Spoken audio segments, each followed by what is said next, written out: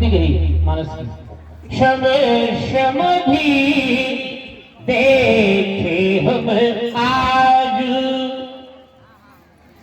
जनकपुर में रामचंद्र जी का विवाह हुआ। तुलसीदास जी महाराज लिखते हैं कि समसमधी देखे हम आज ही समसमधी बराबर की रिश्तेदारी, संधि का जो कद है बिल्कुल बराबर।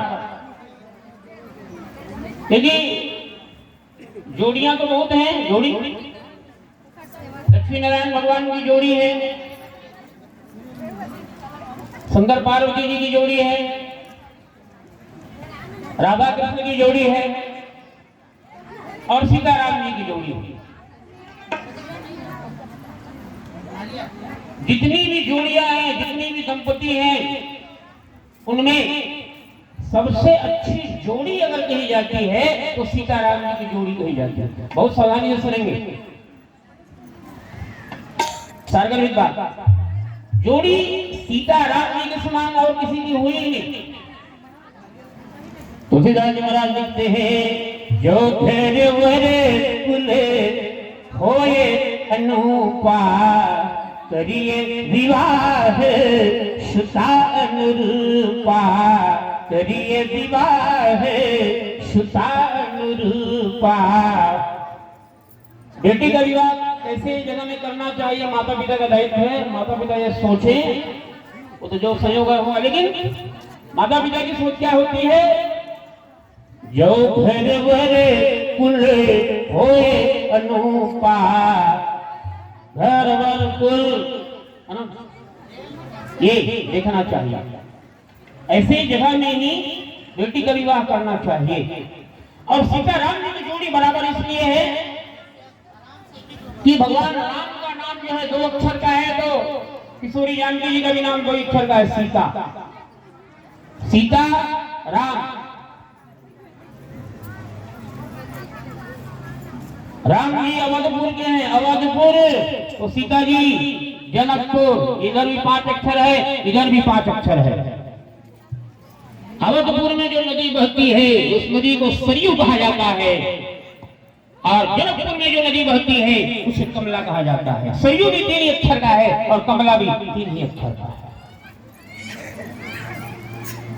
भगवान राम के पिताजी का नाम दशरथ, 4 अक्षर का, और सीता जी के पिताजी का नाम क्या है? सीता जी के पिताजी का नाम सब लोग जानते हैं, क्या है जी? सीता जी के पिताजी का नाम एक ही आवाज आएगी, जनक। लेकिन जनक नहीं, सीता जी के पिताजी का नाम सिर्फ जनक एक पदवी है। मिथिलापुरी में जो भी राजा बनता था वो जनक कहलाता था। जैसे विधायक एक पदवी है, संसद एक पदवी है, उसी तरह से जनक एक पदवी है, पद का नाम है। सीता जी के पिताजी का नाम था सिरधर, बराबर की जोड़ी, एक ही नहीं, सब बराबर। इसलिए तुलसीदास जी महाराज लिखते हैं कि जो घर वरे कुल होए अनुपा, करिए विवाह सुता अनुरूपा। अब राम विवाह इतनी जल्दी नहीं हो सकती, इतनी जल्दी हुई भी नहीं है। सीताराम जी के विवाह में, भगवान कृष्ण के विवाह में, भगवान शंकर जी के विवाह में बहुत अड़चन आया है। इनका विवाह जल्दी नहीं होता, बिना व्यवधान के नहीं होता, बिना बाधा के नहीं होता। जैसे सीता जी का विवाह कैसे होगा? सर्वथी की जो धनुष भंग कर देगा उसी के साथ जगन्नाथ सीता जी का विवाह हुआ। लेकिन धनुष टूटने के बाद भी अड़चन आएगी। परशुराम जी महाराज आ गए, ललकारने लगे, चिरे निकलने लगे, लेकिन लक्ष्मण जी की व्यंग्यात्मक बोली, वचन व्यंग्यात्मक, और भगवान राम की मधुर वाणी ने परशुराम जी महाराज को झुका दिया। और वो परशुराम जी महाराज जो बार बार फरसा दिखा रहे थे भगवान राम और लक्ष्मण को मारने के लिए, वो परशुराम जी को हमारे भगवान राम और लक्ष्मण के सामने विनम्रता से झुकना पड़ा। अनुचित बहुत कहो अज्ञाता क्षमः क्षमा मंदिर दो भ्राता। परशुराम जी महाराज झुके, सीता राम जी से लक्ष्मण जी से क्षमा मांगे, क्षमः क्षमा मंदिर दो भ्राता। निवेदन कर रहा था कि सीताराम जी के विवाह में भी अड़चन आया, बाधा को कैसे दूर करना चाहिए, वही तो हमको रामायण से सीखना है। कैसा है रामायण? कोई भी यज्ञ हो, कोई भी पुराण हो, कोई भी आयोजन हो, उत्सव हो, राम और रामायण के बिना अधूरा माना जाता है। राम रामायण जरूरी है, क्योंकि ये रामायण जो हमें जीवन जीने की कला सिखाता है, हमें जिंदगी कैसे जीना चाहिए ये रामायण सिखाता है। बन मानुष भी बन जाते हैं मानुष, जो मानस में नित मानस राखे, फीकी लगी इन्हें और जो तुलसी की माधुरी चाहे, शार की बात सुनो धरि ध्यान, हे राम का दास अशक्य न भावे, एक दिना मिल जाएंगे राम, जो रामायण में लगी रही आशे, जो रामायण में लगी रही आशे। राम और रामायण पर विश्वास होगा तो एक दिन मिल जाएंगे राम, मिल जाएंगे राम। चाहे कोई भी यज्ञ हो, कोई भी आयोजन हो, राम रामायण की हमेशा प्रासंगिकता रहता है। राम रामायण जरूरी है क्योंकि ये हमें जीवन जीना सिखाता है, जीवन कैसे जीना चाहिए, हमें कैसा व्यवहार करना चाहिए। तो राम तुम्हारा चरित्र स्वयं ही काव्य है, कोई कवि बन जाए सहज सौभाग्य है। तो राम विवाह की चर्चा कल सुना करके परम पूज्य संत राजीव लोचन दास जी मंथरा की चर्चा कर रहे थे। मंथरा जिनका नाम का स्मरण करने के बाद जिन्हें याद करके मन जो है थर थर कांपने लगे, वही मंथरा है। एक मंथरा, ध्यान देना, एक मंथरा अयोध्या का इतिहास बदल दी। क्यों? कारण तो ये था कि देवता लोग परेशान हुए कि राम अगर राजा बन गए, बैठ गए राजगद्दी में, ये राक्षसों का संहार कौन करेगा? ये देवता लोग बहुत जल्दी परेशान हो जाते हैं, जल्दी परेशान हो जाते हैं, जल्दी भगने लगते हैं देवता लोग। देखो भाई, भगवान का जो अवतरण हुआ है किसी देवता के कहने पर नहीं हुआ है। लगता तो यह है कि उन्होंने प्रार्थना की जय जय सुनायक जन सुखदायक महतपाल भगवंता, इसलिए भगवान आया, लेकिन नहीं। भगवान का अवतरण कब होता है? जब जब होई धर्म के गायनी, जब जब होई धर्म के गायनी,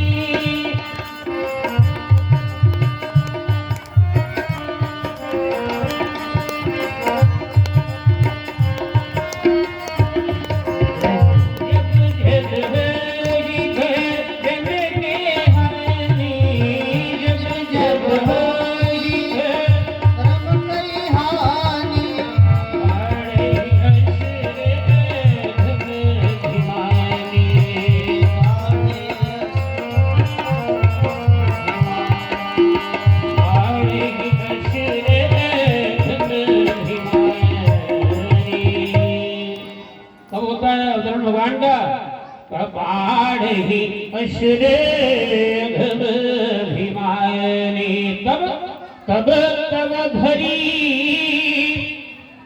प्रभु विविध शरीरा, तब तो भगवान दिव्य रूप धारण करते हैं, मनुष्य रूप पर नहीं। तब तब धरी प्रभु विविध शरीरा। अब भगवान अवतार लेके क्या करते हैं? हरे ही कृपा निधि सज्जन तीरा। तो गरजना भगवान की है। श्रीमद् भगवत गीता में आप देखेंगे, महाभारत में की कथा है वो। अर्जुन जब बंडी उड़क देता है कि मैं लड़ाई नहीं लड़ूंगा, युद्ध नहीं करूंगा, मेरे अपने हैं, मेरे स्वजन हैं, परिजन हैं, मेरे सगे संबंधी हैं, मेरे गुरु हैं, मेरे पितामह हैं, मेरे चाचा है, मेरे भतीजा है, मेरे भाई हैं, मैं इसे युद्ध नहीं करूंगा। तो भगवान कृष्ण उनको समझाते हैं, गीता का ज्ञान देते हैं। अच्छा, भगवान कृष्ण ने तभी तो डेली आती हूँ ना पूजा करने। कौरवों के भी रिश्तेदार हैं, पांडवों के भी हैं, दोनों का एक ही रिश्ता है। दोनों कौरव पांडव दोनों का एक ही रिश्ता है कृष्ण से। लेकिन भगवान कृष्ण अर्जुन को बार बार प्रेरित करते हैं कि अपने अधिकार के लिए लड़ना चाहिए, डरना नहीं चाहिए। तो मैंने विचार किया कि जब अर्जुन नहीं लड़ूंगा बोल रहा है, बार बार युद्ध नहीं करूंगा बोल रहा है, बार बार भगवान कृष्ण के प्रेरित कर रहे हैं, युद्ध करो युद्ध करो। इससे तो ऐसा लगता है कि गरज अर्जुन की नहीं है, गरज पांडवों की नहीं है, गरज भगवान कृष्ण की है। क्यों कृष्ण की गरज है? इसलिए कि यदि ये दुर्योधन आदि बहुत सारे आतताई नहीं मरे तो धर्म की स्थापना नहीं होगी। अरिंद क्या विरध है? यदा यदा हि धर्मस्य ग्लानिर्भवति भारत अभ्युत्थानम धर्मस्य तदात्मानं सृजाम्यहम् परित्राणाय साधूनां विनाशाय च दुष्कृतां धर्म संस्थापनार्थाय संभवामि युगे युगे। जब जब धर्म की ग्लानि होती है तो भगवान कहते हैं तब तक मैं आता हूँ, धर्म की स्थापना करने के लिए आता हूँ बोलते भगवान। और जब तक ये दुर्योधन शासन जैसे अनेक आतताई नहीं मरेंगे तब तक धर्म की स्थापना नहीं होगी।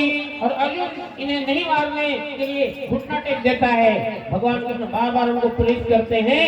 इसलिए मैं निवेदन करना चाहता हूँ मेरे भाई बहन कि गर्ज अर्जुन की नहीं थी, गर्ज भगवान कृष्ण की थी। इसलिए आप देखना, जो भी हुआ था, जो भी हो रहा है, आगे जो भी होगा भगवान की इच्छा से ही होता है। राम की चाहे सोई होई, जो भी हुआ था राम की इच्छा से हो रहा है, राम इच्छा से आगे भी होगा राम इच्छा से। राम की चाहे सोई होई करई अन्यथा असे नहीं कोई, करई अन्यथा असे नहीं कोई। तो मैं निवेदन कर रहा था कि देवता लोग परेशान हो गए, है ना? और सरस्वती मैया से अनुनय विनय किया कि मैया आप ही कुछ करो कि भगवान अयोध्या में रह जाए, वनवास ना जाए, राम जी ऐसा कुछ कीजिए आप। सरस्वती माँ बार बार निवेदन किए, प्रार्थना किए। पहले तो सरस्वती मैया आना गाने के लिए फिर मान गई। क्यों मानी? कि राम इच्छा है। और सरस्वती मैया देवताओं का कार्य सिद्ध करने के लिए पूरे अयोध्या में एक ही ऐसी पात्र है जिसको चुनती है, जिसका नाम है मंथरा। नाम मंथरा मंगमती, मंथरा को चुनती। और अयोध्यापुरी में सजावट हो रहा है, राम युवराज बनेंगे, उसकी सजावट तैयारी चल रही है अयोध्यापुरी में, है ना? और जैसे सरस्वती मैया मती को फेर दी मंथरा का, तो अयोध्या की सजावट देख करके मंथरा दुखी हो गई, है ना? तुलसी संकेत करते हैं कि भूख मिट गई, नींद उड़ गई। देखो भाई, रामायण में कुछ लोगों की भूख मिटी है, नींद उड़ी है, एक मंथरा की। भरत जी महाराज की भी नींद उड़ गई, भूख मिट गई। लेकिन मैं आपसे निवेदन करूं, दोनों में अंतर है। मंथरा की नींद उड़ गई अयोध्या की संपत्ति सजावट को देख करके, और भरत जी महाराज की नींद उड़ गई, भूख मिट गई अयोध्या में आने वाली विपत्ति को देख करके। दोनों की नींद उड़ी है, लेकिन एक की संपत्ति देख करके और दूसरे की विपत्ति देख करके। मन मनुष्याणाम कारणम बंध मोक्षयो। तो हम लोग सब लोग दोष दे देते हैं मंथरा को, और तत्वज्ञानी लोग कहेंगे कि नहीं माँ सरस्वती का दोष है, और आगे बढ़ेंगे तो दोष देवताओं का नजर आता है, और आगे बढ़ो तो किसका दोष नजर आता है। आनंद रामायण के माध्यम से मैं निवेदन करूंगा। एक बार चारों भैया खेल रहे थे अयोध्यापुरी में, छत्रपति सम्राट दशरथ जी महाराज के महल के आंगन में चारों भाई राम लक्ष्मण भरत शत्रुघ्न गेम खेल रहे थे। कहाँ? आंगन में राम लक्ष्मण भरत शत्रुघ्न गेम खेल रहे हैं अपने महल के आंगन में। एक समय के आंगन में खेल रहे चारों भाई। चारों भैया गेम खेल रहे थे आंगन में। कई भैया बरामदे में श्रृंगार कर रही थी। आंगन पे लोगों को बरामदा होता है ना, जिसको लोग पर्ची बोलते हैं, तो कई भैया वहां श्रृंगार कर रही थी। भगवान राम गेंद को कई मैया की तरफ उछाल के मार देते थे। गेंद कई मैया की तरफ चला जाता, ओहो राम बेटा बाहर खेलो, गेंद को फेंक देती मैया कही, लेकिन बाहर खेलो, ये घर है, आंगन है, मैदान को नहीं खेल। हाँ भैया ठीक चारों भैया गेम खेल रहे हैं। एक समय आंगन में खेल रहे चारों भाई। फिर गेंद मैया की तरफ उछाल के मार दे, कहीं मैया कभी बाहर खेलो, राम लक्ष्मण भरत शत्रुघ्न, हमें अब राम जी बाहर नहीं जा रहे हैं तो लक्ष्मण भी नहीं जा रहे, भरत नहीं जा रहे, शत्रुघ्न भी नहीं जा रहे, तो लेकिन बार बोली बाहर खेलो, हम लेकिन भगवान राम बार बार गेंद को उछाल के मारते। कहीं मैया के पास गेंद जाता, जब गया कहीं मैया पकड़ ली गेंद को, अब गेंद नहीं दूंगी मैं, गेंद मिलने वाला नहीं। लक्ष्मण जी बोले भैया क्या हुआ, खेल बंद। भगवान राम ने कहा लक्ष्मण देखो, और चुपके से भगवान राम गए और कहीं मैया की आंख को ऐसा मूंद ली, पीछे से गए आंख बंद कर ली। लेकिन मियां बोली हाँ राम मेरा राम है, तो मैं जान गई मेरा राम, छोड़। एक समय के आंगन में खेल रहे संग चारों भाई। माता ने गेंद छिपाई लियो, तब आंख को मूंद लिए रघुराई। छोड़ना राम, पहचान की तो मेरा राम है, छोड़। लेकिन भगवान राम नहीं छोड़ रहे हैं। अच्छे लगे मेरे चल, तुम लोगों की इच्छा है ना आंगन में खेलने की, आंगन में खेलो, भगवान फिर भी नहीं छोड़ रहे। अरे छोड़ो ना, ये गेंद ले लो ना, चलो। और कुछ चाहिए? अच्छा राम जो चाहिए मांग ले, चले खोल, आप खोल, जो चाहे मांग ले। आंख मूंद लिए रघुराई, जो चाहे मांग लेना राम, लेकिन छोड़ना। प्रभु राम जी बोले मियाँ जो मांगूंगा मैं दोगी, जो मांग ले तेरे लिए जान हाजिर है।